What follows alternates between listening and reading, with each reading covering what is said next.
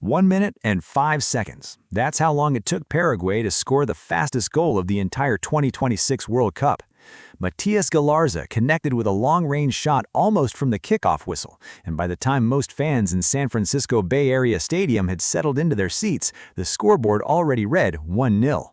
What nobody in that stadium could have predicted is that Galarza's afternoon was only just beginning to get strange. 45 minutes later, with tempers still simmering from a hard foul and a brief scuffle between both sets of players, referee Ivan Barton's watch came loose and fell to the turf during the confrontation. Galarza, the same man who'd scored the opening goal, picked it up off the ground, and instead of handing it straight back to Barton, he put it on his own wrist and wore it for several minutes before eventually returning it. That single strange image, a World Cup goalscorer wearing the match official's watch on his own arm in the middle of a live international fixture, became one of the most shared moments of the tournament's second week. But it wasn't even the strangest thing to happen in that match, because minutes after Galarza's watch moment, his own teammate became the answer to a piece of football trivia that didn't exist a month ago: the first player in World Cup history sent off for covering his mouth. Turkey lost 1-0. Their World Cup ended that afternoon, eliminated from Group D before they'd even played their final group match. And somehow, the result itself has barely been the headline.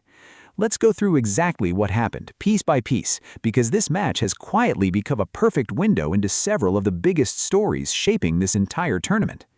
Start with the watch, because it's the moment that's generated the most confusion and the most jokes online, and it deserves to be properly explained rather than just a strange clip circulating without context.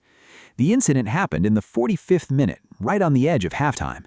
Tensions between Turkey and Paraguay had been building through the half, and a hard foul triggered a brief confrontation between players from both sides. Referee Ivan Barton, the Salvadoran official in charge of the match, stepped in to separate the two camps, as referees do dozens of times in any given match. Somewhere in that physical exchange, his watch came loose from his wrist and fell onto the pitch. Galarza found it on the ground, and rather than simply scooping it up and handing it straight back to Barton, he strapped it onto his own wrist and continued playing with it there. Cameras caught the entire sequence, and it spread immediately. For several minutes, the goal scorer of the match was walking around an international football pitch wearing the referee's watch while the match continued around him. He did eventually return it, a few minutes later, with no fuss and no further incident. He wasn't booked for it specifically, even though, as several outlets covering the moment pointed out, he'd already picked up a yellow card earlier in the match for an unrelated incident. Patrick Ittrich, a former German referee now working as a pundit for Magenta TV's World Cup coverage, was visibly baffled when asked about it on air. "What's going on in a player like that?" he said, struggling to find a clean explanation for behavior that simply doesn't have a precedent in the modern game. There's no indication this was malicious, and nobody covering the story has suggested Galarza intended to keep the watch or cause any genuine problem for the official. It reads, by every account, as a strange, almost childish impulse in the heat of a chaotic moment. Pick up the thing that fell, put it on, get distracted by the continuing match, and forget to immediately hand it back. But the optics of it, a player effectively in possession of a referee's personal property for several minutes during a World Cup match, with no clear protocol anyone could point to for how that should be handled, is exactly the kind of moment that exposes how unprepared football's rulebook can be for situations nobody ever anticipated needing to write a rule for. Think about how many different ways this could have gone wrong. If Barton had needed his watch back urgently for any reason, there was no established process for retrieving it.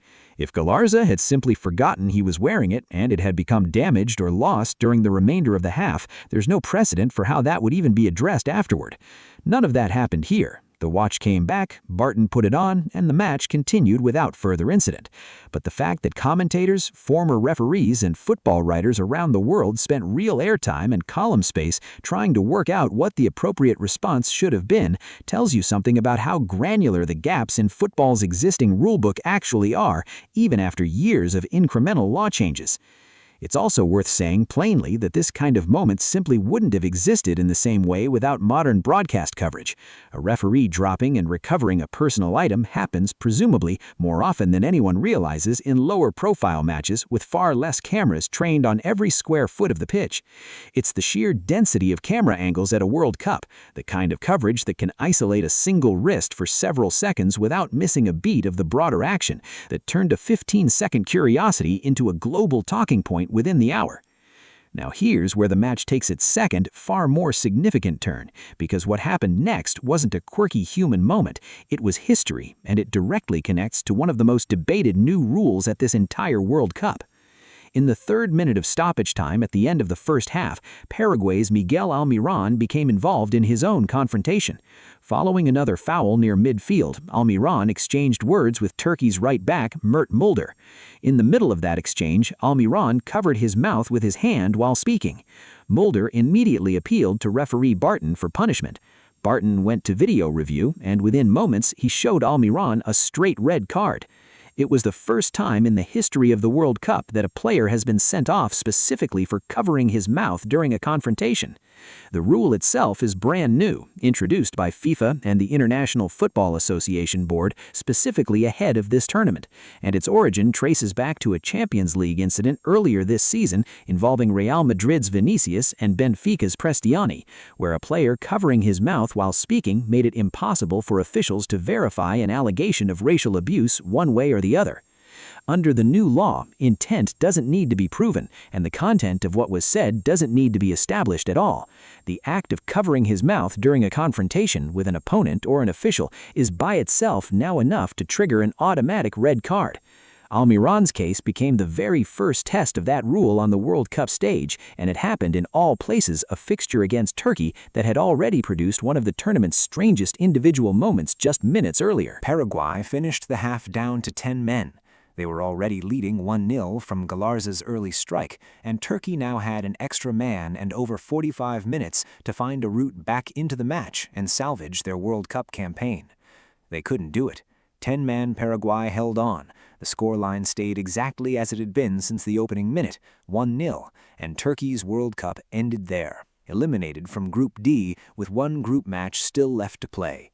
For a country with one of the most passionate, vocal fan bases in international football, a campaign that many had genuinely hoped could produce a deep run ended not with a whimper exactly, but with a level of strangeness that nobody could have scripted. A goal scored in barely a minute, a watch worn by the wrong person, a historic red card for a gesture that 18 months ago wouldn't have drawn so much as a raised eyebrow from anyone watching. So what does all of this actually expose about FIFA's biggest problem at this World Cup? It's not really about Galarza's watch, charming and bizarre as that moment was, and it's not really about whether Almiron's red card was technically correct under the letter of the new law, because by every account it was applied exactly as written.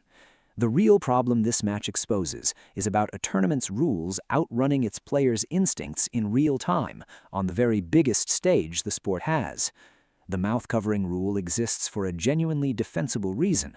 Football needed some mechanism to prevent players from shielding the one piece of evidence, what was actually said, that makes serious confrontations provable or unprovable. FIFA President Gianni Infantino said as much directly when explaining the rule's logic earlier this year.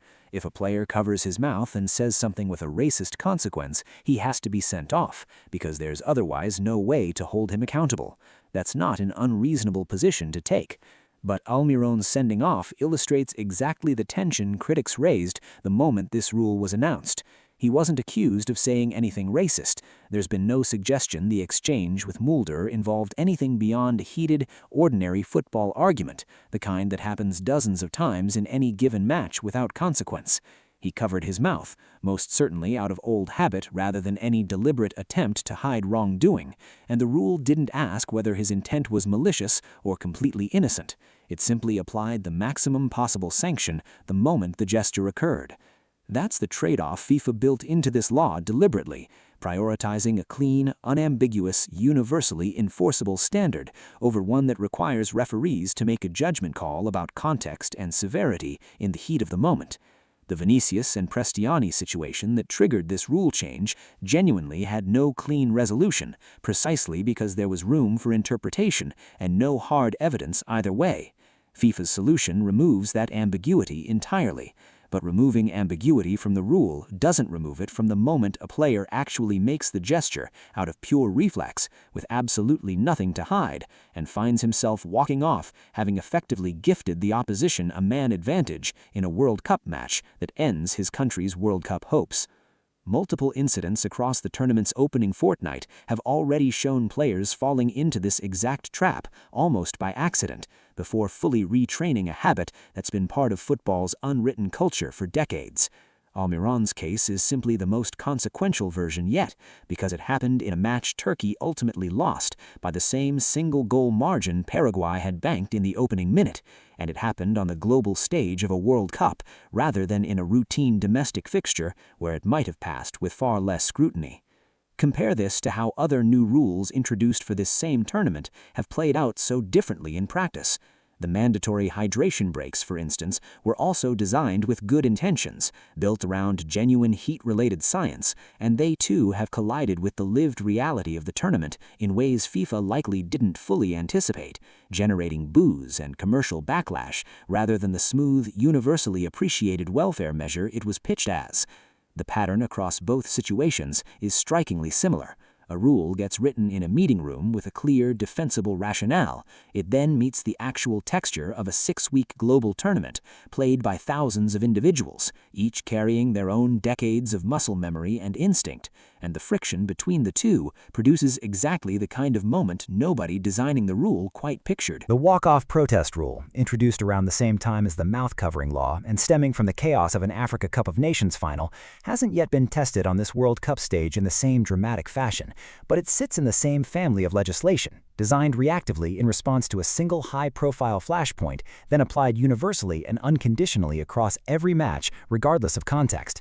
Almiron's red card is simply the first concrete data point showing exactly how that kind of legislation behaves once it meets a real, unscripted, emotionally charged moment between two players who have nothing more sinister going on than an ordinary argument after a hard foul.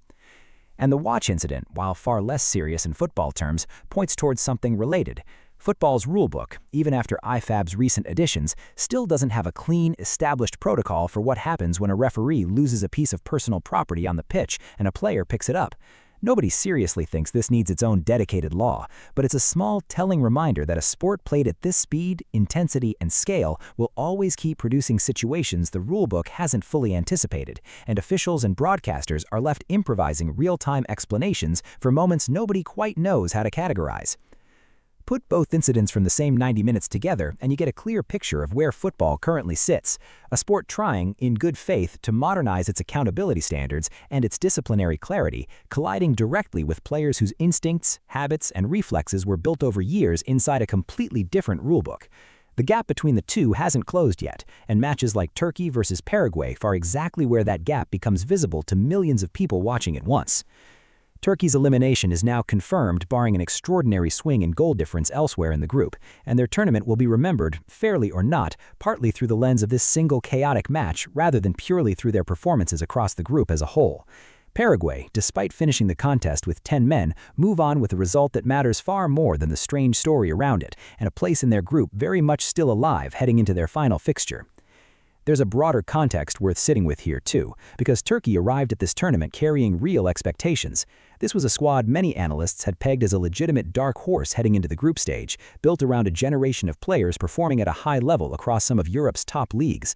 Losing to a tournament debutante adjacent side like Paraguay in a match where the actual goal arrived inside the opening 65 seconds before most fans had even settled into their seats is the kind of result that invites exactly the sort of second-guessing and what-if conversation that follows underperforming favorites out of every World Cup.